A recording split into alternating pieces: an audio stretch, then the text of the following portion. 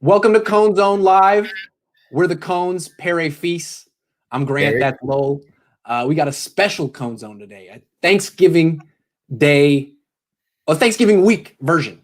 We're going to debate three topics. We're going to debate who's going to win the Rams game, whether Jimmy Garoppolo will play again this season, and whether Richard Sherman will start when he's healthy enough to play. But first, we're going to say what the 49ers should be thankful for this year. And Dad, you got this. This is your idea, and you got it from Bill Walsh. Yeah. Hi, everybody. Let me give you a little background. When Bill was the coach of the Niners and it was Thanksgiving week, he would go into the locker room and every player had to say something he was thankful for. And, I thought that was a very good idea. And it showed the humanity and wisdom of Bill. So we're going to do it today. And thank you, Bill. We're thinking of you. And there's a special reason to do it today because I'd like to say that this has been a really crummy year, 2020. I mean, with the virus and then with so much turmoil politically in our country. So I myself feel very gloomy sometimes. I feel like I have a low-grade depression. I don't do anything. I stay in the house. And I worry about things. So for everyone out there and for me too, I want to say things that I think the Niners can be thankful for. And I would like to end this segment with what Grant and I feel thankful for. So I'm going to start in a very generic way. I think the Niners can give thanks that they're the Niners. The San Francisco 49ers are really a very important sports franchise in America. God loved in the NFL, Tennessee or Jacksonville or Carolina, but they're not the 49ers. I mean, even when the 49ers are not good, they're the San Francisco 49ers. It's like being the New York Yankees. And that implies tradition. What a tradition. And it also implies a standard of how they comport themselves on and off the field, and a standard of play that they may not always reach, but they understand. And I think that they can be thankful because they're not that good this year, but there are reasons that they really have had an unbelievable run of bad luck with injuries and with illness. They're going to be much better next season. I don't think they will be this season. Grant and I disagree on that, but they're the San Francisco 49ers and they're going to come back. So I think they can look each other in the eye and say, we're thankful for that. Yeah. And, even though they've had a lot of injuries, it doesn't seem like any of them are career enders. Even though a lot of guys have gone on the COVID reserve list, no one's had strange complications from it yet. I don't want to jinx it, but that's all good stuff. This has been a really grim year, and at least they're making it through it with hope for next year. Absolutely. Yes, I want you expressed it better than I did. I want to emphasize that no matter what happens in the final 6 games of this season, they have tremendous hope, and I think they can come back and say the way the Rams did. So yes, the meaning of this first thing about being 49ers is about hope. Yeah, just look at the Rams right now. They had a really tough year last year. They managed to go 9-7. The Niners may not go 9-7, although I bet you that they will. So I'm saying they're going to go. No matter what, next year they should come back healthier, better. And the other thing that they can be thankful for is that American sports, and the NFL in particular, is kind of like socialism. If you're bad, you get a high pick. They reward you for being bad. So it's kind of like 2 years ago when Jimmy Garoppolo got hurt and they got the second pick in the draft. That was great for them. That was a nice silver lining. This year, they're going to have a pretty high pick, and they'll be able to take whatever quarterback they want if they want to go that direction. So I guess what we're saying is, although I'm a dyed-in-the-wool capitalist, that we are thankful for the socialism of the NFL. Right. If this was like the English Premier League or soccer, the Niners would be out of luck. Sorry, no one wants to play for you anymore. That's a really good point, Iggy. Well, let's go through some particular people in the organization and say what they could be thankful for. Starting with Kyle Shanahan. I think there's a few things he could be thankful for. One, the fact that the Browns didn't hire Robert Saleh last year and they got another year with Robert Saleh. That's always nice. It's like having another head coach on the team. In fact, sometimes I feel like Robert Saleh is the head coach of the 49ers. That's good. The other thing that I think is sneaky that he should be thankful for today in particular is how bad Tom Brady's playing recently. You know, Kyle, that was one thing that he would have to answer for at the end of the year. Injuries or not, you decided you didn't want Tom Brady, and Jimmy Garoppolo fell apart. So he had to be absolutely right that Tom Brady was old and on the way down. And recently it's looking like he was right. So that's good for Kyle. He doesn't have to answer that question. Yeah, and it's looking like Kyle was right and you and I were wrong. Yeah. So he gets Schadenfreude. He gets the fact that he made the right decision, stuck to his guns, and Iggy and Lowell were probably dead wrong on this. And, you know, if I were him, I'd giggle a little. Absolutely. Oh, you thought you knew better than me? Right. Thought you knew better than me? All right. Yeah. How you like him now? Your 44-year-old quarterback. What do you think Jimmy Garoppolo has to be thankful for right now? It's been a pretty grim year for him, starting with the Super Bowl loss. That's a tough question. I could start. Please do. Well, I think he should be thankful for the fact that he can leave. He wasn't drafted here. There are other teams that like him, namely the Patriots, and he can go start over somewhere else. I think that's probably gives him hope and a positive outlook. You know, I'm going to say something else because we don't often think about the economic aspects of professional sports. But if I were Jimmy Garoppolo, I'd feel pretty happy that I'm set for life right now. And Iggy, he's set for a luxurious, right? His kids are set for life. It's not only him, but generations to come. I would like to have set you up like that. You know what I mean? It's nice. Yeah, I mean, the Niners decided they didn't like him anymore, and he got hurt. But at least they decided to give him all that money after just 5 starts. That's something to always be thankful for. When he's 80 and he's toasting to the good life, he'd have to say, Jed, thank you so much for needing so little evidence before you gave me all this money. Everyone thanks Jed. Thank you, Jed York. Good for Jimmy. I'm going to say one other thing about Jimmy. Yeah. Again, I don't know him, but I think he can be thankful that people like him. My impression is that Jimmy Garoppolo is a bona fide nice man.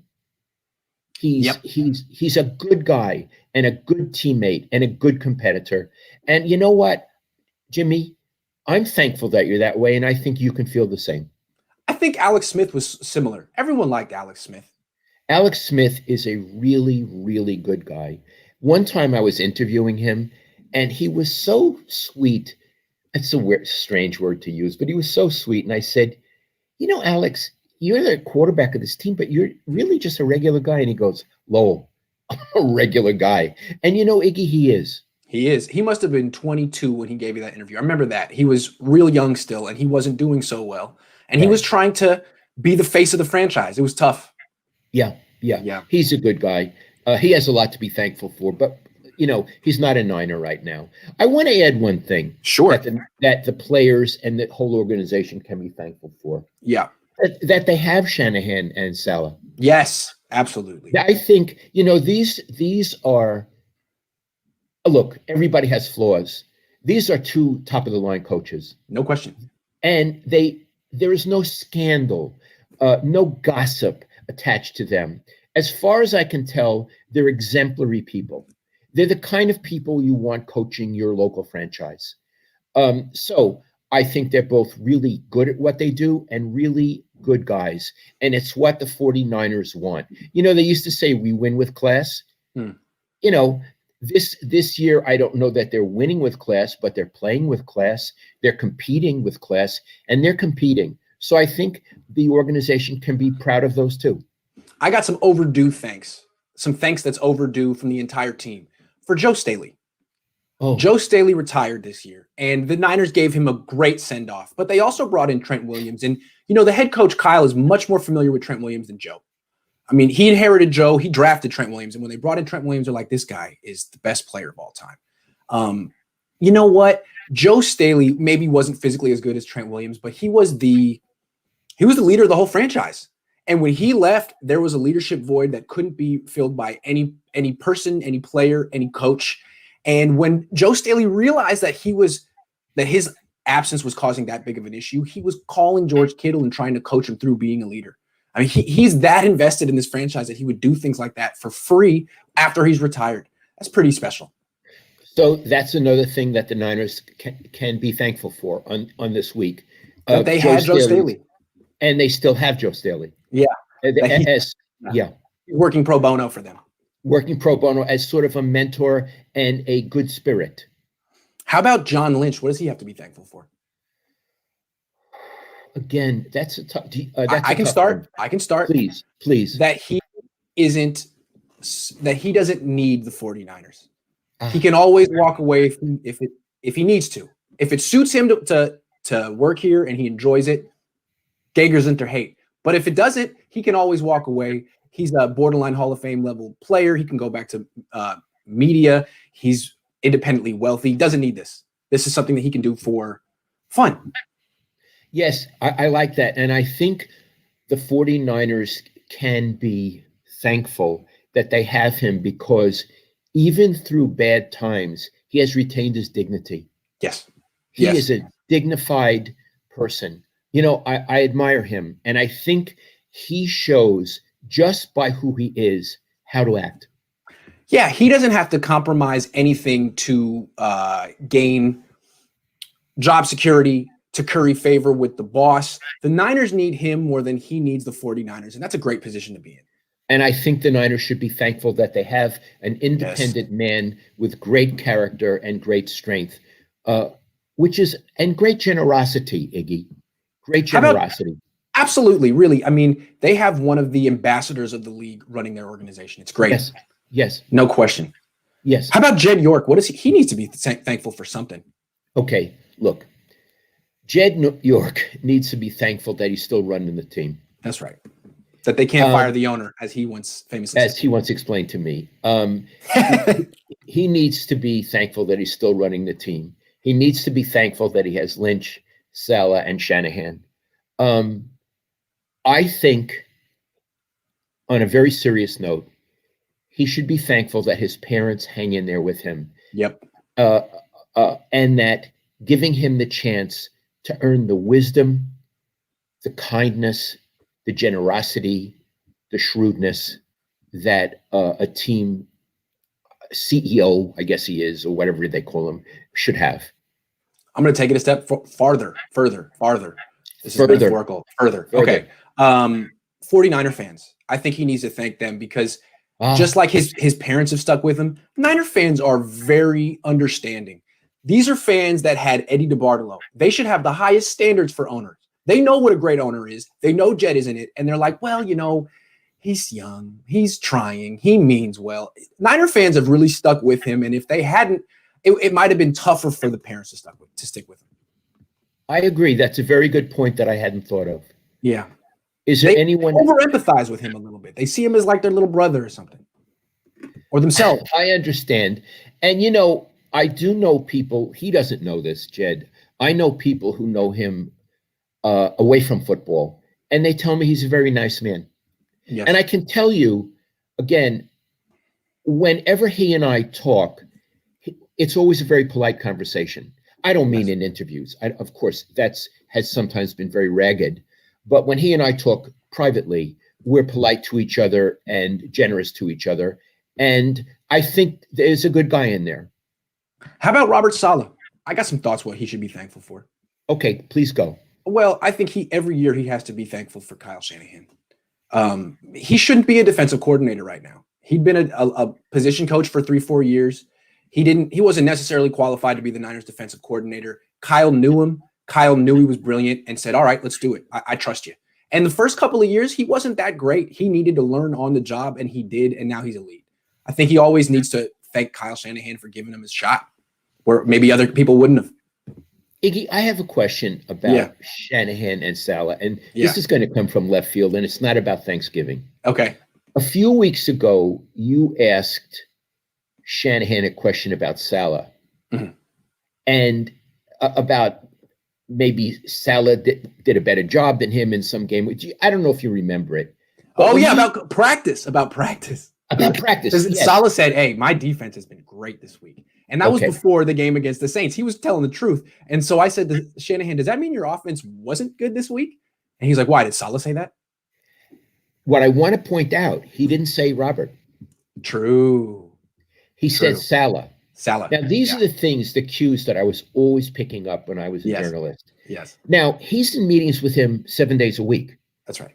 And does he call him Salah, or does he call him Bobby. Bobby? But when he referred to him to you, he Yeah. called him Salah, which Yeah. is not Formal. it's formal. It's not Yeah. particularly friendly. Uh-huh. And I don't know what it meant. Me neither. But a question I would have one time for Shanahan is, why do you call him Salah and not Robert? How do you interpret it, Dad, if you had to take a guess? Not as close as you think. Yeah. That they're not as close as you think. That's my immediate interpretation based on nada. Of course, they have different jobs, and I'm sure they're competitive. Yeah. I'm sure they're competitive. And he knows Salah wants to leave. And he knows Salah's doing a better job than him. Yeah. So, Iggy, do you read anything into him calling him Salah, or do you just think it was just nothing? It's like, I'm not going to address him as an equal. He's my underling. Remember the word underling? Who used that? Mark Jackson. Mark Jackson. If you praised Mike Malone too much, he would look at you at practice and be like, dude, that's my underling. He said that to us. That's my underling. What are you talking about? So Shanahan, Salah's good, but that's my underling. I hired him. And that's true. But now, who's the better coach? I can tell you that when Bill Walsh talked about George Seifert, he called him George to me. And when he talked about Holmgren, he called him Mike. I never heard him call him Holmgren. So anyway, people who are watching, you may think, oh, there's Lowell again, making a mountain out of a molehill. And I'm just saying, I don't really know what it means, but it caught my attention. And hey, if the next time Kyle Shanahan talks about Robert Saleh in a press conference and he refers to him as Robert, you know he watched this episode. Kyle, how you doing? Good to see you. I know you're watching. One more player, one more guy. How about George Kittle? And if you don't have anything, I got something right off the top of my head. The fact that he got paid before this season started. My goodness. He is the best timing of all time. Woo! That applies for Kyle Shanahan too. Those guys got money exactly at the right time. I'm not saying anything against either one, their ability, but Kyle is now headed for his third losing season in 4 years. He got the money at the right time. And Kittle, he may never play a full 16-game season again. Who knows? So yeah, they both got paid at the right time. Thank goodness for timing for them. That's a really good point. And look, George, we like you over here at the Cohn Zohn, and we hope you make a full recovery and are a Hall of Fame player and play 16, many, and into the playoffs in every season. But I think Iggy made a good point. You got paid at a good time. He got hurt in the first game of the season, the knee injury. Then he came back and broke his foot. Oh, best timing ever. He has better timing than he has hands, and I would have to say he has really good hands. So good for you, George. That's your main ability. Let's talk about us. What should we be thankful for? Maybe you start with you, and then I'll go to me. I would like to, and okay. I have things I want to say. Again, the context is this is a really 2020 stinks. Yeah. When Dwayne Kuiper wrote to me a few days ago, and he said, "I can't wait till it's 2021," and everybody feels that way. We want this year to end, right? Yes. So, I want to tell you what I'm thankful for. I'm thankful for doing this show with my son.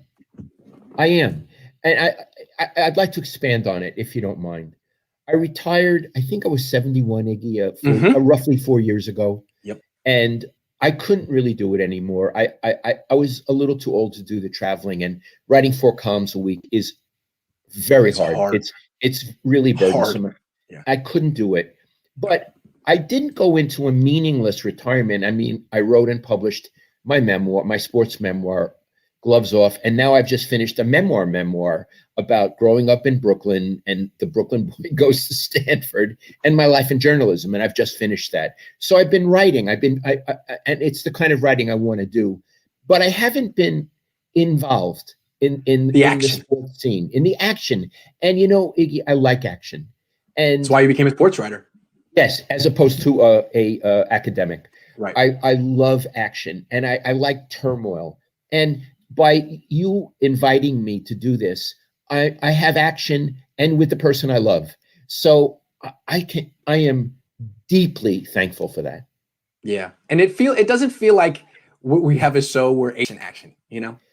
Yeah, people actually do watch us, and they get angry, they disagree, or they agree, but they like us. And so I don't feel like I'm sort of like yelling at the moon at night.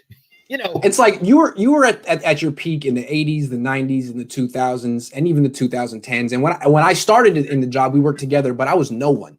And we couldn't really work together because it would be like, that would be nepotism. You know, it's like, yeah, this is okay. But now I have my own platform and name and stuff, and we're both right there, and we can do this together for a long time. It's really nice. I'm thankful for it too. I have lots of things I'm thankful for, though. I got to say, I'm thankful for Sports Illustrated. I mean, I didn't even apply. I had no idea they were hiring. They came to me. Everything has changed since they came to me in March. I'm thankful for YouTube. My God, am I thankful for YouTube? I'm thankful for 49ers fans because I'm an acquired taste. There's no beat writer like me in America. Most football fans expect their beat writer to at least be not necessarily a cheerleader, but at least help them root for their team. And I don't do that. I really don't. And after about 8 years of following me, Niner fans seem to get me, and they kind of like my style and encourage me to be who I am. And I really appreciate that. So thank you. Yes. And I'll tell you another thing that I think you can be thankful for. It's a point I raised earlier, that you're covering the 49ers. Yes. You're not covering look, the Bills are a good team. You wouldn't want to cover the Bills if you had a choice between the Bills and the San Francisco 49ers, even if they're in Santa Clara. God love the Bills. You want this team. That's and right. This team is the 49ers, and there is always interest and drama.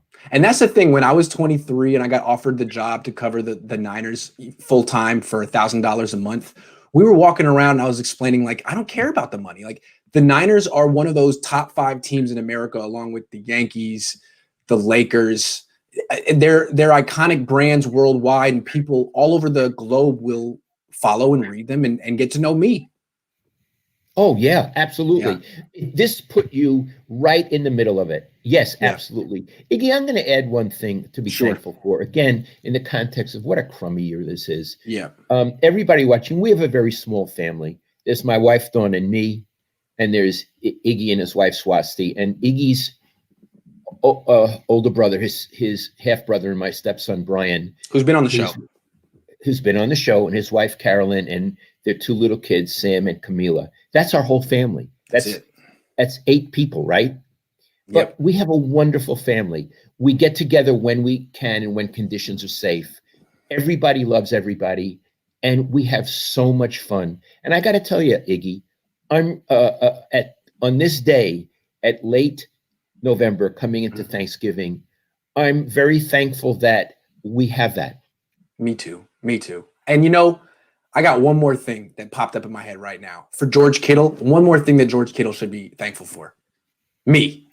I don't think he gets that extension without me. I really was on a campaign all off season, and his agent thanked me very nicely for all the work that I did afterwards. So yeah, definitely me. George, I accept your thanks. You were being ironic about his agent, right? One day we'll tell that story. One day, but not now. You know, George, we'll end it with this. We hope you do well. And next Thanksgiving in 2021, you're invited to have dinner with us. Yeah, but we can't tell you what table you're going to be sitting at. That is to be determined. We'll see. All right, should we do some debates? I would love it. Yeah. All right. So Niners coming off a bye week. They got a playoff game coming up, basically. I mean, if you think the season isn't dead yet, they got to win on Sunday against the Rams, who played on the East Coast yesterday. They have 6 days to prepare and rest. The Niners have 14. You don't think it's going to be enough to even it out. Let's debate it. We've talked about it before, but let's debate it. Why are the Niners going to lose? And look, we have a bet on this. Oh, yeah. This is serious. This is serious. Serious infidel. And I'm saying the Niners lose, and Iggy's saying the Niners win. The Niners lose. Here's why. I understand you think the Niners have the Rams figured out, and I understand why you would feel that way. First of all, the Niners aren't very good.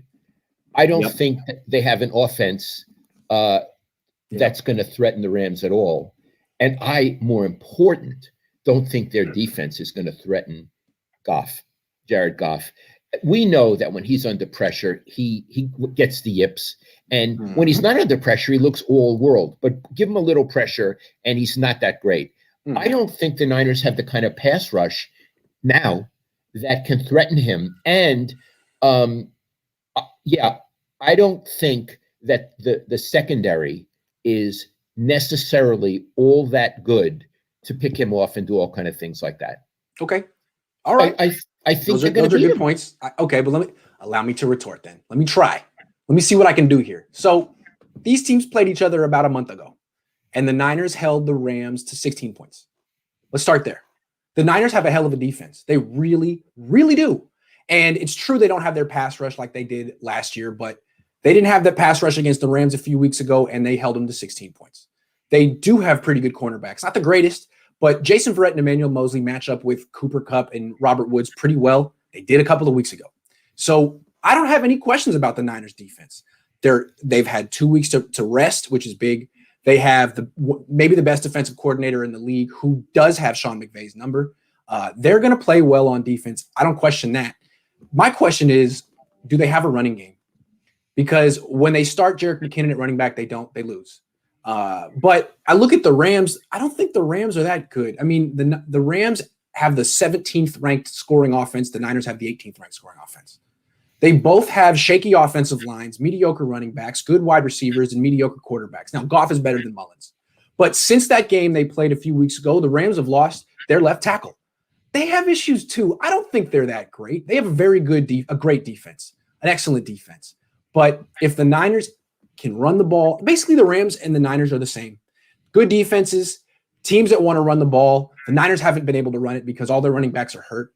The Rams have their running backs, but they're mediocre at best. If Raheem Mostert plays and can be a factor, the Niners are going to win. He played against the Rams a month ago, and he was a big factor. If he can't play and it's the Jerick McKinnon show, I'm going to have to give you that, Zinfandel. How do you factor in the fact that last night they beat Tampa Bay? The Niners couldn't beat Tampa Bay. Yeah. They roughed up Tom Brady. Tom Brady's getting hit. And he couldn't get the ball out of his hands fast enough. He was making really bad decisions. Maybe that'll be Nick Mullins too.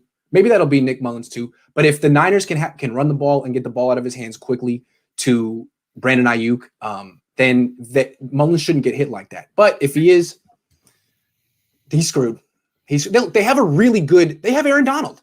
They have Aaron Donald. And if you ask your quarterback to stand in the pocket too long, he's going to get hit and he's going to get hurt. So in the first game, what the Niners did was they just kept running screens and end arounds, and they just got the ball out of Jimmy Garoppolo's hands instantly every time. And it worked. So we'll see if they can do it again. And we'll see if Kyle Shanahan is inclined to run that kind of offense with Nick Mullins, which he never seems inclined to do. Ever. If we go back to look at that game, Jimmy Garoppolo had 44 passing yards through the air. Everything else was after the catch. Interesting. That's how so let's see if they can do it again. The Rams are very well coached as well, and they're going to have all kind of adjustments. The Niners aren't going to be able to do the same thing they did last time. But still, I think they can keep the Rams offense to about 16 to 21 points. And then if you can run the ball, you got a chance. Okay. You know what? You make very good points, and I'm glad that we bet on this. I have a really good Zinfandel. Okay. And I want to say the best Zinfandels, everybody, if you care, I believe are from Dry Creek up in Sonoma County. So, Iggy, I have a really nice Dry Creek Zinfandel for you. But I also have a nice spot for your Zinfandel for me. Yeah, I don't think you think I'm getting that Zinfandel. So you got to think about that spot. I got to be thinking about that spot. I'll get you a Ridge, a nice Ridge. They got some good Zins at Whole Foods down the street. So I'll get you something. Because they were really nice to us at Ridge that one time. So I want to, you went to Ridge? They weren't, right? They even asked for your ID and all that. They didn't even ask for it. They were like, IDs, please. That's what the guy said. How young do I look? Yeah, yeah. All right. Debate topic number 2. Will Jimmy Garoppolo play again this season? Oh, I say no. Why? I say no. First of all, I don't know how hurt he is. Iggy, do you know how hurt he is? All I know is what the Niners saying. Every time we ask him, they're like, "Oh, he's pretty good. It's not that bad. He might be coming back soon."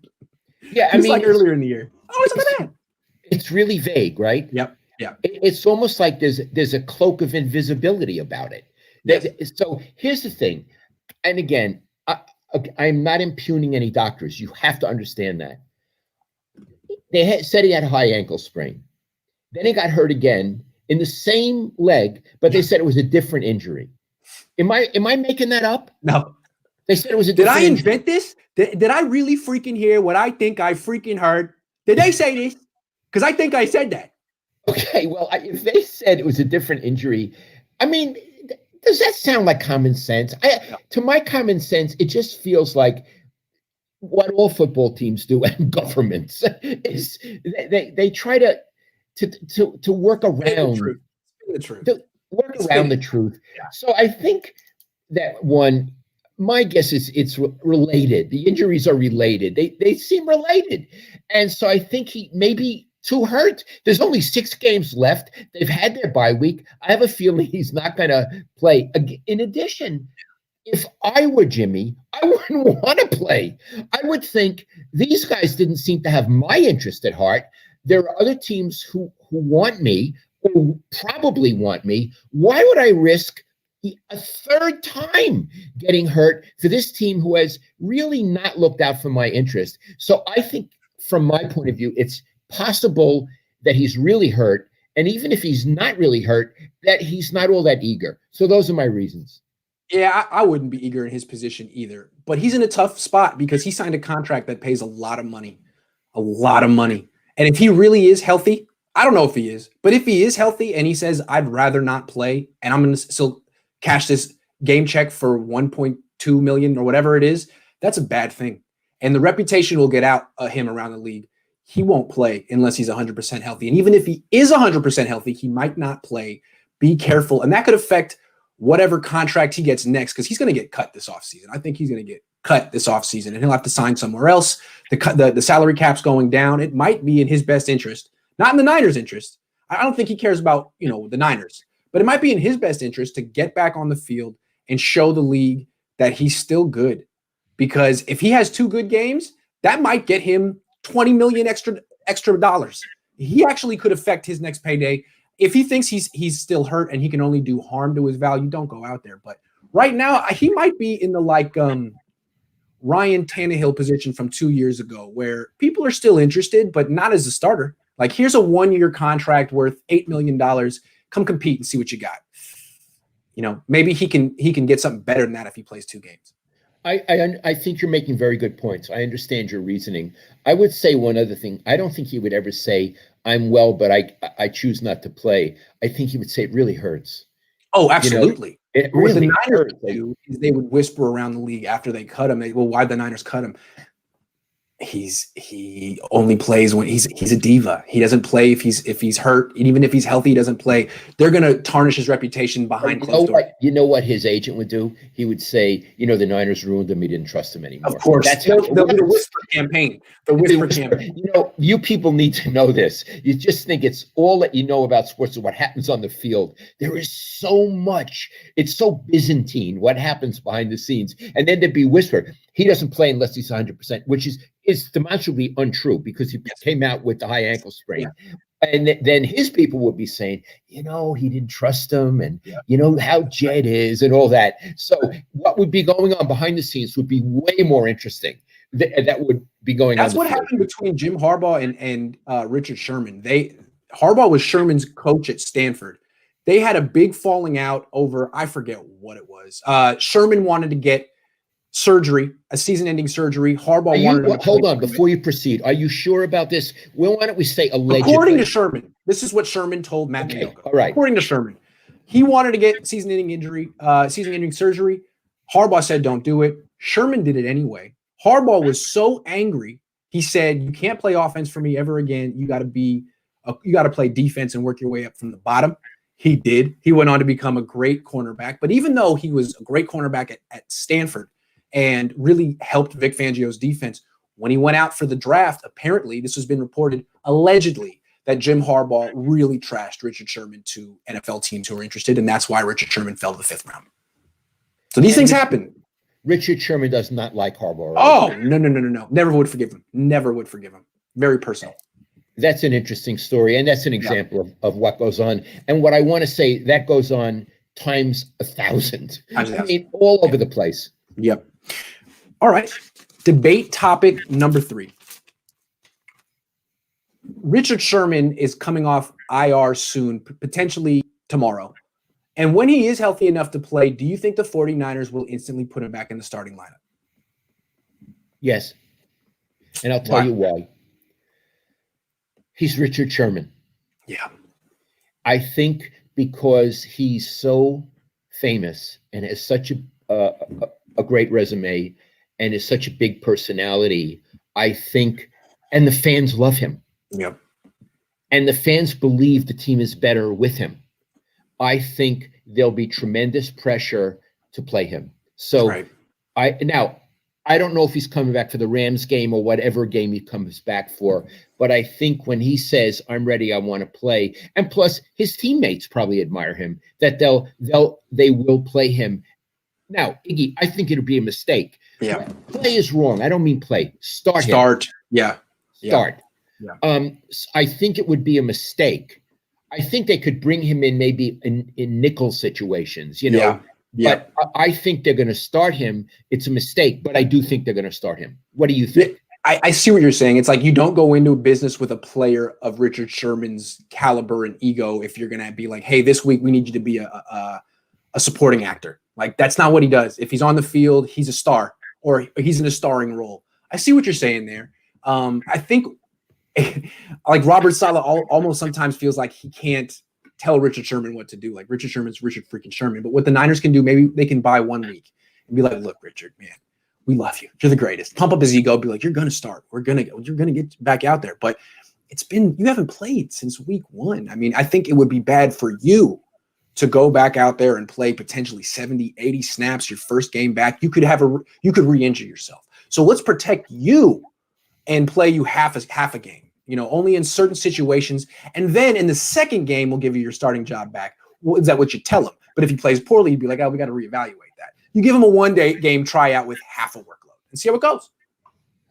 And I think you could get him to sign off on that. It's like, dude, be careful. You don't want to get hurt again. It's been 3 months.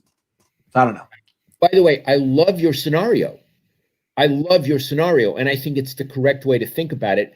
Somehow I don't see it happening is all I want to say. Right.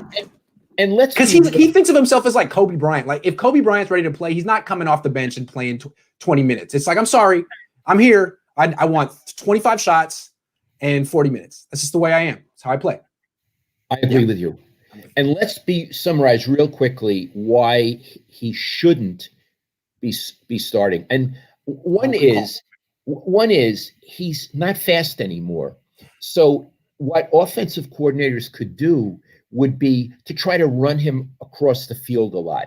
Correct. Crossing route. Running from one side to the other. That's a lot of running.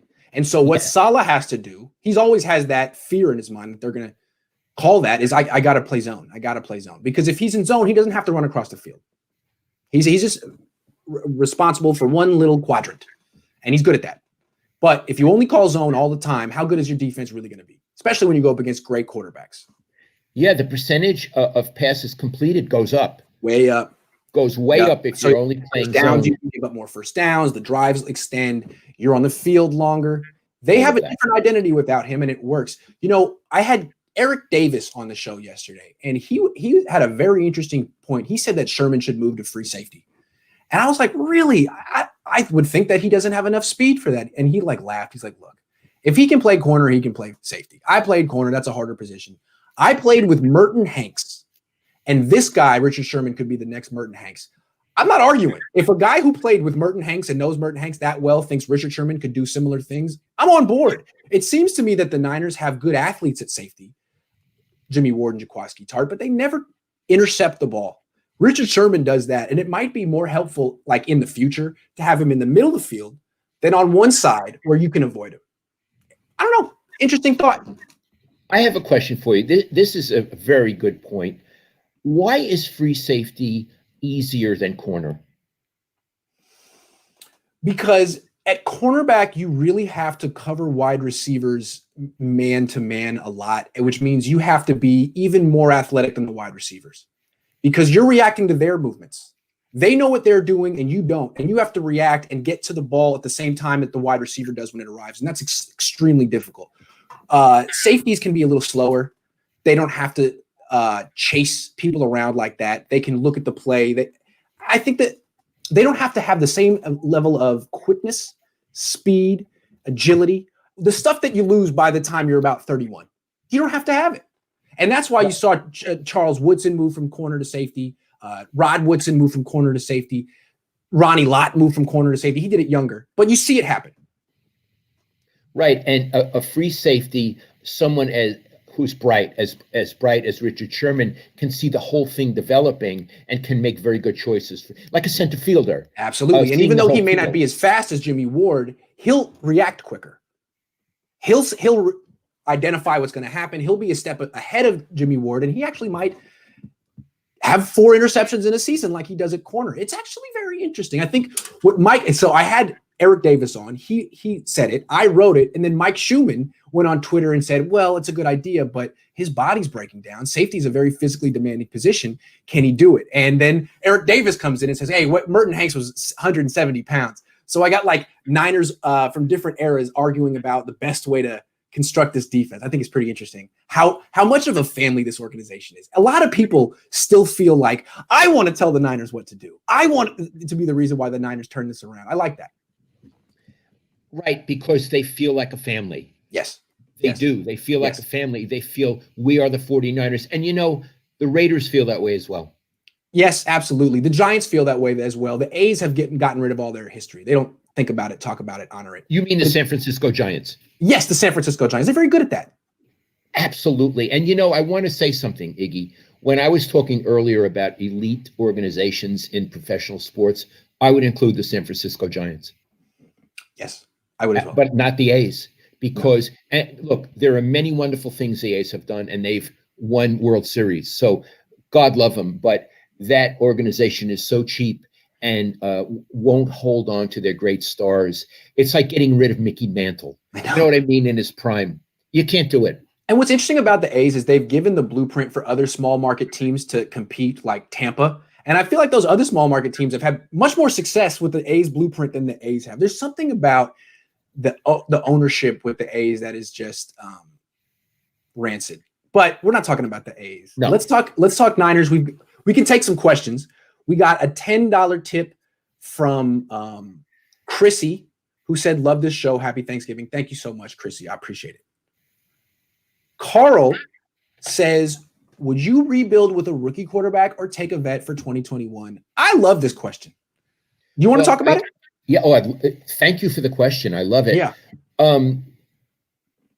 I would not start a rookie in 2021. Yeah. I would not.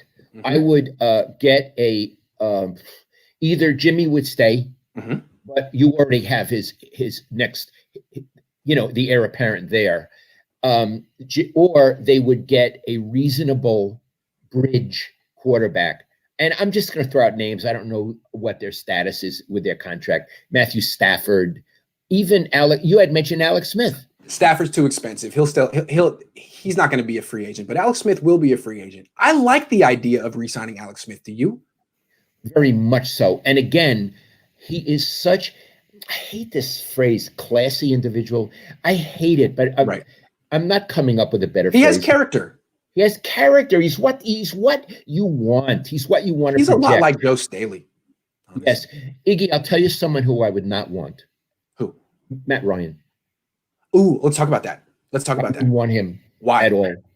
Oh, Iggy, he can't move. He how many times did he get sacked in the last game? 100. 100. Yeah. 100,000 times he got sacked.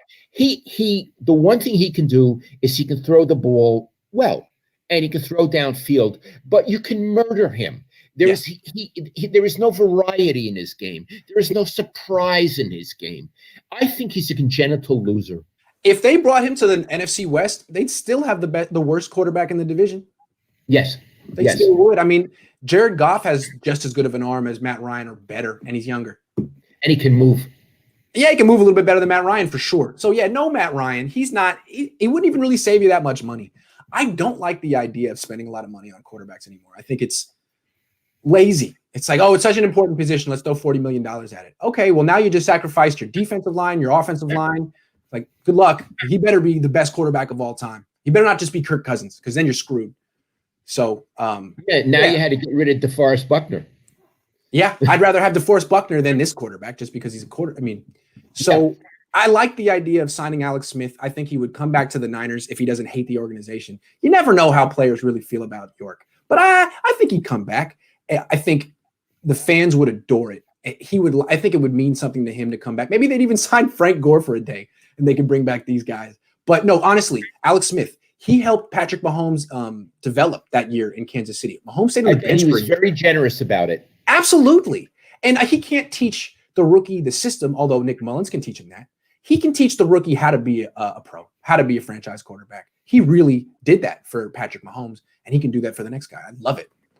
And I think the other part of the answer is when the draft comes, the first pick the Niners take has to be a quarterback. Has to be a quarterback. Has to be a quarterback. If Kyle gets cute this year, like he did in 2017, when he said, you know what, I don't really want Patrick Mahomes or Deshaun Watson or anyone in the first round. I'm going to wait not till the second round, but till the end of round 3 and get someone and tell everyone he's going to be great. Don't do that again. Ever. Don't do it. Iggy, did Patrick Mahomes, did he turn out okay? Yeah, he kind of beat the 49ers in the Super Bowl. You could really argue that the reason the Niners aren't Super Bowl champions is because Kyle Shanahan didn't pick the guy that ended up beating them. Yeah. So yeah. I think he did pretty good, right? Yeah, he's pretty good. He's the highest paid player of all time ever in the NFL. So yeah, he's doing good for himself, but he's still young. Let's see. He could. Yeah. Now, I don't like the commercial that he's in, by the way, Mahomes. Which one? The Head and Shoulders or what? No, this is insurance. The insurance. Oh, it's terrible. Oh, it's him with Aaron Rodgers. The two. Oh God, a couple of stiffs. Listen, Iggy, they're sitting like this, right? A couple of stiffs at a table, but pretty good quarterbacks. Yeah. One of the things I like about Jimmy Garoppolo is that he's not in a bunch of commercials. I like that about him. I bet he would like to be in a bunch of. I bet he would. Yeah. Oh man. All right. So that's a good take. I think if Bill Walsh were alive and he could have 15 minutes with Kyle Shanahan privately, I think he would have a lot to say about Kyle not drafting quarterbacks. Dude, what are you doing, man? You've had this job for 4 seasons and you've drafted one quarterback and it's CJ? Dude, what in the world? Iggy, just let's recall for a moment what Bill did. Two things Bill did. He had Joe Montana, and then he got Steve Young. While Joe Montana was the quarterback. And do you think that was a happy day for Joe? No, absolutely not. Whoa. So Steve Young comes to the Niners in 1987. He's 26 years old. Let's see how old Joe Montana was at that point. I'm guessing he was 29, 30? Let's see. 1987, Joe was 31 years old. You could say right in his prime. And Bill is saying, see this guy? He's going to take over for you eventually, which he did, and you're not going to like it, and I don't care. I don't care. I'm caring more about quarterbacks here than your feelings. And then the second, which I've told people here before, Bill called the coaches meeting and he said, I'm thinking of trading Joe Montana and making Steve Young the starter. Everybody who agrees with me, raise your hand. And I know this happened for a fact. And no one raised their hands. And Bill ended up not getting rid of Montana, but Seifert did. Interesting. So when it finally came down to it, Seifert had the cojones. Yes. Interesting. Yes. Yesterday when I had Eric Davis on, he would intermittently reference George Seifert without me bringing him up with great reverence. Remember, he was the defensive coordinator for a long time, and when he became head coach, his emphasis was on defense. And I told you the story I heard. It may be apocryphal, and I don't know where I heard it, but one time Holmgren came to him with the offensive game plan. And what I heard was Seifert said to him, do it again. I can beat this. That's what I heard. It could be untrue, but I certainly heard that.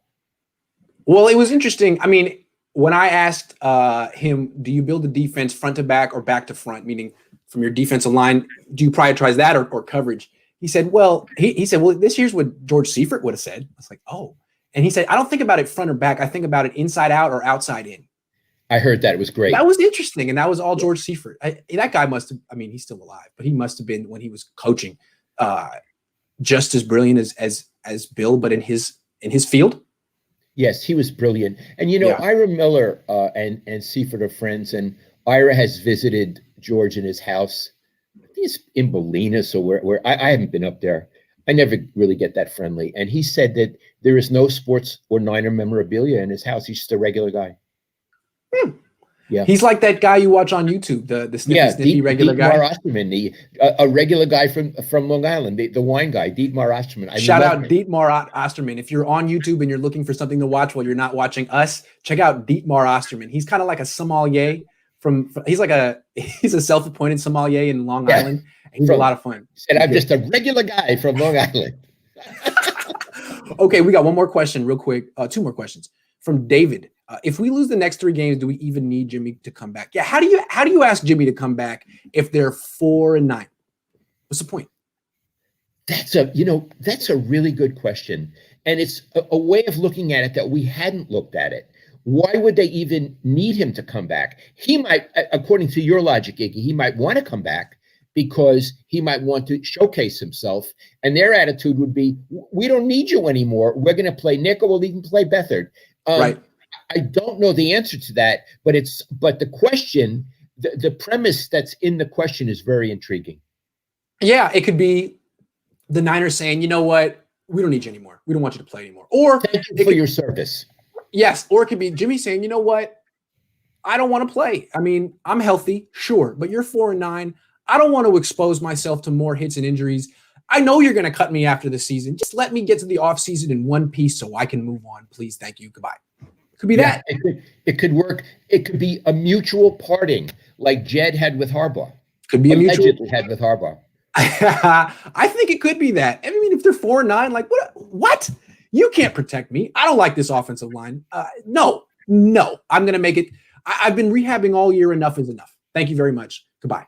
All right. Let's ask. Here's Kevin Wang says, if you want to draft a quarterback high to get solid quarterback for cheap, why not get equally solid guy like Sam Darnold or Bridgewater, who are cheap and won't cost you first rounder? First of all, Bridgewater is expensive. Darnold is on a rookie contract, not financially expensive, but the Niners would have to trade a first round pick for him. Maybe they could do that, but I don't like Sam Darnold. Have you seen him very much on the Jets? He's on the Jets? Yeah, the Jets guy. The guy who isn't as good as Joe Flacco. That hasn't won a game? The team that hasn't won a game. He's the guy that leaves, and then Joe Flacco comes in, and it's like, oh, man, is Joe Flacco better than him? I don't like Sam Darnold. Yeah. And plus, he went to US. Can't trust him. Can't trust him. Yeah. Can't trust him. Hey, I got a question. Back to Thanksgiving. So this is a question in our question and answer period. One that we didn't ask about was, what does Mike McGlinchey have to be thankful for? Oh, what does Mike McGlinchey have to be thankful for? Because I know the answer. Tell me. That he has a job. That he has a job. Yep. Yeah. Because he may not have one of those for much longer. Yeah. I think he needs to give thanks that right now he has a job. Yeah. You know, I wouldn't have singled him out if he hadn't said that comment about still being here and kind of complaining about the armchair quarterbacks and stuff. I would have left him alone. There's other players on the team who've had bad stretches, like Solomon Thomas. I never did that to him. But for him to come out, Mike, and say, people are being unfairly mean to me and I'm actually playing a good year, it's like, okay. Right. All right. He asked for it. And okay.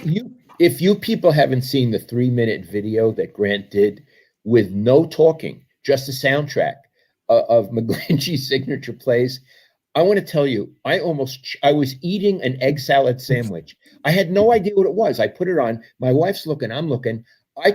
You know how you cough when you laugh? I got egg salad all over my screen of my computer. And I wiped off the egg salad. Iggy, it was the funniest thing you've ever done. Thanks, Dad. Was it nice? No, it wasn't nice. But no one ever said the world is nice. No, it's not. And he brought it on himself. Brought it on himself. So because what he said is that, look, there have been some bad plays for me this year. True. But you guys are singling them out. I mean, there's been a lot of good plays too. So what I want to say is, okay, well, let's put all the bad plays together and let people decide if it's too much or not enough. You decide. It was about 3 minutes. So 3 minutes. About 3 minutes with this wonderful soundtrack. It was basic. Yeah. Okay. I think it should get an Emmy. It should get an Emmy. You. I'll submit it. We got a lot of questions coming in because we're taking the questions now. How plausible is it to bring back Kaepernick? He's still out here and on Instagram and in shape. Why? I'm not on Instagram. Too much bad blood. Dad, it's not going to happen. Okay. I really want to answer this. Yes. Just on a very pragmatic level. Iggy, he's been out of the league 4 years. Yes, he has. That's 4 years. You know, you have to work at a craft. being a quarterback in sports is probably the most difficult position in all of sports, to be a quarterback, because of all the stress you're under. I don't think you can just walk in after 4 years and do it. So that's that. Now, you could say it's unfair that he hasn't been in the league for 4 years, and it quite possibly is, but that's not an issue. The issue is, could he do it right now? In addition, the Niners didn't want him. They told him, Iggy, I'm not getting this wrong. They told him, go elsewhere or we'll cut you, right? Yes, that's right. So they didn't want him. Whatever he had 4 years ago, they thought, it's not the prototype of the quarterback we want. We want somebody more eventually like Jimmy Garoppolo. Yes. Not saying Jimmy is a great quarterback, but they've already made their judgment on Kaepernick. So I think it's absolutely unlikely that they would want him back. What do you think? It's not. They don't want him back. They don't want him back for a lot of reasons. I mean, I think part of it is physical. They knew that back at 4 years ago that he was not the athlete he was. He was deteriorating athletically. He'd become a vegan. He'd lost about 20 pounds of muscle. When he was 24, he was impressive. I mean, he looked like Taysom Hill. At the end, he looked skinny. He didn't have the same quick twitch, and they felt that he wasn't improving as a passer. That it's fine if you it's expected to take steps back athletically in your late 20s and early 30s, but you as a quarterback need to continue to improve. Russell Wilson still improves. It's the kind of position where you can always get better if you're dedicated to learning how to read coverages and that kind of stuff. And he wasn't. From what I heard, he spent a fifth of the time in the playbook that Blaine freaking Gabbert spent. That shows you he basically treated quarterback play as a 9 to 5. I'm here, now I'm gone, and now I'm going to go home and do what I would do at home. So I don't think he'd be particularly good. And if he were to come back in the league is so conservative that once you step out of line, I don't really think there's ever any coming back. Like, he would be used as a running back. They wouldn't let him throw the ball. They would let him run the ball a few times and he'd get crushed and then he'd get hurt and then you'd never see him again. They'd say, hey, Cap, thanks for coming back. Good job. That's kind of what the Patriots are doing with Cam. Just run until you're hurt. I have a question for you. Yeah. Do you know for a fact he didn't spend time in the playbook, or is that like that's what the PR staff told me? So I don't know. Maybe that's. So let's be, because we're journalists. Yes. I want to say Iggy heard it, but we don't know it for a fact. Yep. So Colin, if you're watching this, it's alleged, but we're not stating it as a fact because we're journalists, so we got to be careful with this. You're right. Yes. Okay. I was told. I was told by someone in the organization. Yep. Okay. So one other thing I want to say. I got one more thing to say about Kaepernick while you're reading. Another reason I don't think the Niners would want him, and this is speculative on my part, the minute you put him in a locker room, he becomes the center of interest for the media. Mm-hmm. And even if he's not the starting quarterback, he becomes the center of interest. What's it like being, here? What do you think about this situation in Minneapolis? What do you think about the election? What do you think about the American system? And all of a sudden, you have a second set of priorities in a football locker room, and maybe they even become, because of the media, more important than the football. And it's very difficult for an organization that's dedicated to football to also embrace or allow this to go on. So I think it's possible a lot of teams, even when Kaepernick was younger, after he left the Niners, would have been leery of him because God knows what was going to happen. Yeah. Also, it's a very diverse and big locker room. It's not like basketball where there's 12 players. There's 53. And if he comes back in the locker room, maybe half the team will be extremely excited that he's back. I mean, it'll mean everything to a large portion of that locker room. Another portion of that locker room will feel like this is a distraction. This is taken away from football. We're supposed to be all focused on football. I may have disagreements with some of his politics anyway. You don't get 53 people behind Colin Kaepernick. You get 30, 25, 33. You get half. Iggy, that's a really good point. So look, I want to say this was a great question. And it's one that I loved answering. And I just think no way he comes back to the 49ers. Just no way. It's not going to happen. Any team. Kevin Wang has another question. Iggy and Lowell, respectful question. Grant got most detailed coverage of 49ers and has been doing this for a decade. Why do you think he isn't higher profile? Wow. Okay. First of all, I think he's pretty high profile. I think I'm pretty high profile right I think now. he's pretty high. I mean, I don't mean to be contradictory, but I look at his followers on YouTube, and Iggy, I think you have about 20,000 followers on YouTube. Yeah. Now, of course, other people have more, but that's I got about 17,000 of these in like the last 6 months. It's been kind of recent. And it's growing all the time. Yes. So I think, and also you may not know, but Iggy has now become a fairly regular contributor on KTVU and KRON. And KRON. And, he's on the radio. People from other parts of the country call him up. So here's what I want to say. I firmly believe that Iggy is high profile, but I think he's going to be more high profile. What I want to say is, I think this is a very early stage of Grant's. He's only 32, a very early stage of his career. He started at the Press Democrat, which is a paper I love, but I don't think they used him enough. I don't think they featured him enough. And they were in a position of declining, like all newspapers, their readership was declining. So I think he's got probably a bigger audience now than ever. And I assume Iggy's really going places. That's how I look at it. And, I only have 13,000 followers on Twitter, and Matt Mayoko has about 100,000, which is great. So I don't know, maybe some Niner fans don't want to admit that they read me, but all I know is my YouTube channel gets more than 2 million views a month. So that's a lot. So whether or not people are following me on Twitter or not, I feel like every 49ers fan is watching my stuff. And I wonder if the other writers locally started a YouTube channel, if they could get 2 million views a month. That's a lot of views. So I feel like my profile is pretty good right now. Yeah. And Iggy, as far as I know, none of the other local beat writers has a YouTube channel. They don't even try. It's hard. It's a humbling thing. And you start off real slow. I want to say one other thing. When Iggy was at the Press Democrat, he did a blog called Inside 49ers. And you correct me if I'm wrong, but the executive editor told us that you called it page views on your blog. He had 2 million a year. A year. Now I get 2 million a month. Yeah, well, now you get 2 million a month, but even so, Iggy, 2 million a year was a big deal at the Press Democrat. It was. And so Iggy actually has had a profile, and it's growing and growing and growing. But, that's a wonderful question, and thank you. Thank you. All right, next question. Very off topic, but I'm on chapter 52 of Gloves Off and love it. Any book recommendations for when I finish? And Grant, what did that reporter ask for you to react like that in your profile picture? LOL. You first, and then I'll go. That's a tough question. What other sports books do I like? Well, Rough Magic, I would have to say is a good one.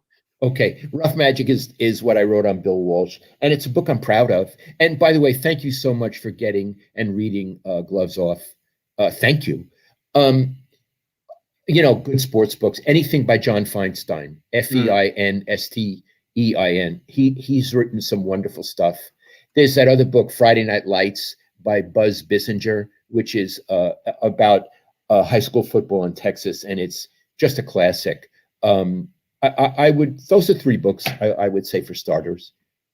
Okay, that's a good one. I always like The Natural. It's fiction, but it's a novel. It's a lot of fun. It's a baseball book, but it's a baseball. Oh, by the way, it's The Natural is really good. Oh God, yes, Bernard Malamud. It's written by a Jew, from.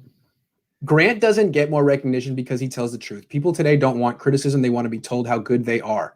Most of the local beat writers kiss butt now, not like Lowell, Glenn, and Ira.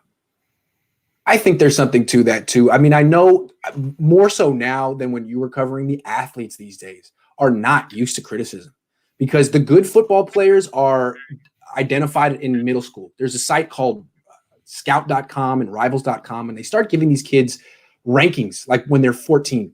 So these kids, they're like, I'm a 5-star athlete according to this website. And then everyone kisses your butt. You get no criticism. You go through College, you get no criticism. You come to the NFL, and there's people like us who say, you're not that good. And they're like, no one has ever said that to me. You're wrong. It's tough.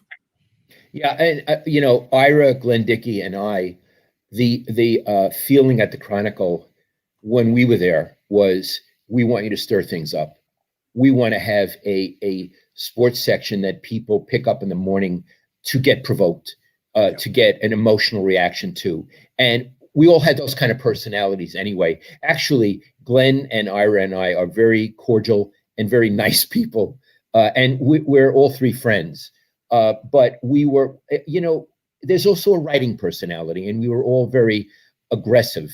It sold papers. We didn't get any more money for it.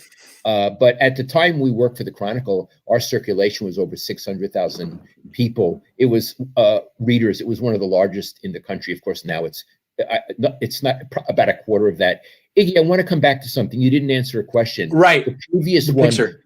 The picture, yeah. Okay, here's the story of the picture. Okay, so this was back when I was with the Press Democrat, and I covered all sports, not just the 49ers. This was at the Warriors. They were in the finals. This was 2019. They had just lost to the Raptors. The dynasty was over. They just lost the finals at home to Toronto. And this was a big moment. It was historic. This guy, Paulo Antunes, who was ESPN Brazil, I'd never heard of him. He fights for the first question. You know how it goes where it's like a big event and you can't just ask a question. You got to raise your hand and get the microphone. So he gets the microphone and he's going to ask the first question to Steve Kerr after they've lost and the dynasty is over. I thought this was going to be kind of interesting. And he asks Steve, it's a tough time for your team, but I just couldn't help but notice in the second half there, your guys just no quit. They're just diving on the ground, going after loose balls. It's almost a direct quote. How proud are your guys for their effort in this game? And I just it was a really long, drawn out question. One of those questions that you hear from like TV people that almost are asking it so they can just get their voice on the clip. It was a really long, drawn out question. And when I realized where he was going, I was like, no, you're not. You're really, the first question that gets asked in this historic moment is how proud of your team for your effort. This isn't JV basketball. These are the Warriors. This is the greatest basketball team maybe ever. And they have to answer the participation effort question. First off, I was like, couldn't believe, get out of here, man. It's like if I had gone to Brazil after the biggest game of the greatest Brazilian soccer team ever and fought for the first question and was like, hey, coach, I'm from out of town and I don't really understand this game, but how proud of your guys that you lost 5-0, but they were really getting their all out there. What do you say about that? I just couldn't believe it. The chutzpah. I can tell you that every legit journalist in that room wanted to puke. It's not a legit question. It's not a legit question. It's not a question. It's a kissing butt question. It's like, hey, I know you're really having a tough time. You just lost and you're uncomfortable. Let me start this off with a softball question to set the tone and so everyone else is nice to you. We're going to be nice to you today, coach. No, man, let's do business. Ask a real question or pass the mic. Yep. So that question, that look was for anyone in the future who wants to do something like that again. Don't do it. We're journalists, we're not friends of Steve Kerr. Hey, Steve, I'm sorry. First question, Steve, I feel bad for you. Second question, Steve, put a smile on your face. We still like you. Hey, Iggy, I want to tell you something. You may remember this. I don't want to use any names. Yes. There was a time, there was a young guy covering the Niners and I hadn't met him. And he came in when we used to be in a trailer down there. And he walked in and he was telling everybody, I got autographs. I got autographs. So I'm not going to mention James. I got Michael James autograph. I got autographs. I got Michael James autograph. And I turned around. Everybody was just quiet. Maddie was there. Everybody's quiet. And I turned around and I said, I don't know who you are, but we're professional journalists. Don't you ever come in here again talking about the autographs you got. We are not fans. And then he comes over to me, sticks out his hand to shake hands. He says, okay, well, I'm so-and-so. And you say, and I said, I won't shake your hand.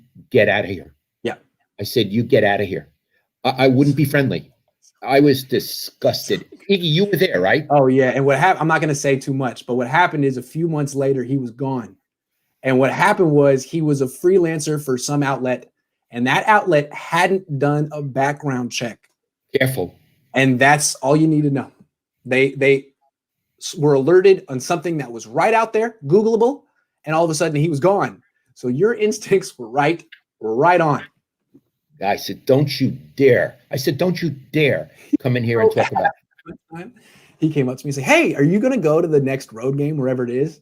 And I said, yeah, I'm going with my dad. And he goes, hey, do you think it'd be cool if I crashed on the ground in your hotel room? I was like, no, hell no. Can you imagine me Cool? throw a couple of bucks your way? Yeah, we said that.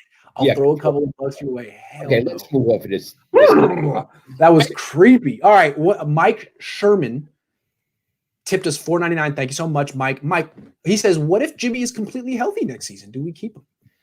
See, that's an interesting question. It's a wonderful question. It's a wonderful question.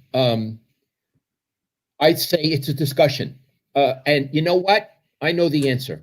What? If he's completely healthy and he can play, you consider it. If you can't get somebody better and he wants to come back, yes, he's your quarterback. That's what Eric Davis said yesterday. Yeah. The first question I had for Eric was like, well, you know, what would you do with Jimmy Garoppolo if you were the GM of this team? It seems like everyone wants to move off him, and he goes, that's not the question. Like, yeah, Jimmy has limitations. We could talk about that, but can you get someone better? That's the only question. Yeah. If you can get someone better, hell yeah. If not, then no.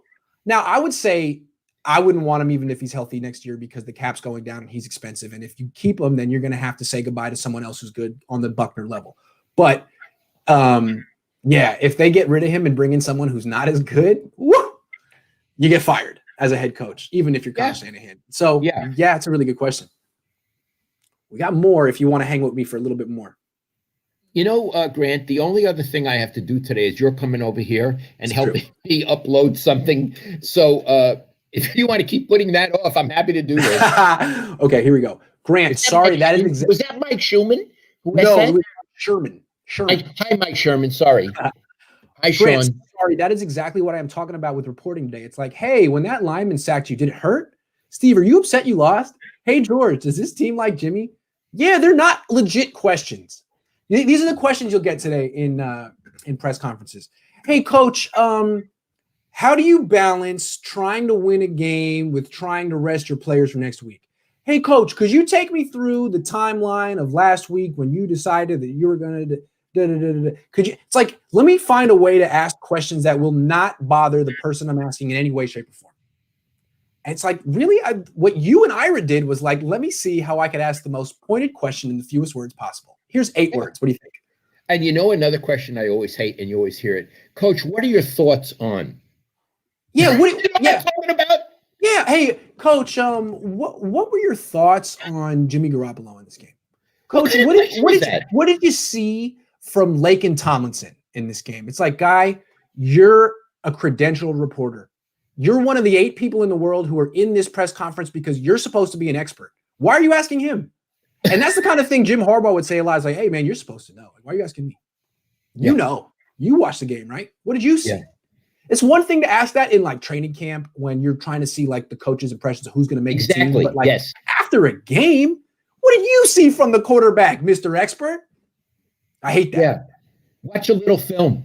So if Kyle says, oh, the guy played well, then that's what you're going with because you don't have an opinion. Is that right? That's basically what you're saying. Oh, okay, well, Kyle said he's good, so he's good. So he's good. He's good. Yeah, he said it. That was basically how the media treated Solomon Thomas for years. Hey, Kyle still likes him. Hey, what do you see from Solomon Thomas? Oh, he's playing hard. Hey, can't call him a bust yet. Really? Why don't you just watch? Really? Yeah, so I'm proud of the type of questions I ask. I try to ask short questions that leave a little silence after because the person is so shocked that I asked it. Or needs to think. Yep, either one. Because a lot of times the questioner just kind of keeps going to fill the space. Until the coach or player kind of saves him, bails him out. Yeah. You know? Anyway. And another, again, a great follow-up question that I always did was they would answer my first question and there would be things in it. And I would then say, well, you just said so-and-so. When you said this, what did you mean? Yes. What does it mean? And now you got to think. Yes. And it means you're on my agenda, not your agenda. And, you know, athletes and coaches who are worth anything like that stuff. First of all, they see it as competition, which they respond to. Second of all, they want to rise to the challenge. Third of all, they think of most of our questions as boring and banal, which they are. So when they get an interesting question, even if it's pointed and maybe negative, it's like, okay, well, now I just woke up. Now you got my attention. Iggy, Harbaugh, God love him, Yes, wrote the afterward to my book. yes. And in it, he talked about the competition of Grant and I asking him questions. And he said he never wanted me to lose my fastball because he always wanted to be alert for the fastball coming in. He not only didn't mind it, he loved it. He got a kick out of you and I. I love that he used the baseball reference. And from his perspective, the way I saw it is, look, I'm the head coach of the 49ers. That comes with certain things. It's supposed to come with a vicious press corps that I got to deal with because that's what Bill Walsh dealt with. That's part of the tradition. And you were the one that did it for Bill Walsh, and you were the one that did it for Jim Harbaugh. And he was so excited that he got to go head to head with that and experience that. It was part of like the, not coming of age, but the rite of passage. It was a rite of passage, and he wanted it. I don't know if Kyle wants it. Yeah, I don't know if Iggy, I don't know Kyle, so I don't know enough about his personality. You would know better than I would. I just don't know. Yeah, feasted on it. Yeah. Hold on, Maverick. I love Maverick. Maverick writes for me. Best thing I learned in reporting class. If the question is longer than the answer, you did it wrong. He was a journalism major at Oregon. Maverick knows his stuff. That's an interesting tip. If the question is longer than the answer, you did it wrong. Maverick, that's wonderful. I think we all ought to get T-shirts with that on it, right? Maverick, thank you. And Maverick, I love what you do with Grant. It'd be funny if we had those T-shirts and during press conferences, when someone asked a really long question, you could just, hey, good job. Here's a T-shirt. Congrats. Exactly. Yeah. All right. That's an hour 15. I think this is a personal record for us. Thank you guys so much for asking all these questions and sticking with us for a very special Thanksgiving version of Cohn Zohn Live. And last word here, everybody watching, happy Thanksgiving. Be safe and be happy. Absolutely. Dad, I'm going to call you. Okay.